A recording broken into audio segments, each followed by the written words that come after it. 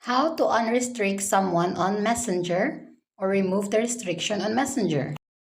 First, open your Messenger app and find someone that you want to restrict. You can do this by clicking the More option on the right side of the chat and then click Restrict.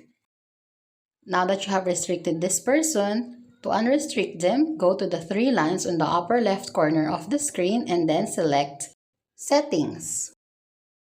Now click Privacy and Safety, and here you will find the option Restricted Accounts. Simply select that and you will see the list of the people that you have restricted. Now simply select the person that you want to unrestrict, and then on the lower part of the screen you will see Unrestrict. Simply click this and then there you have it.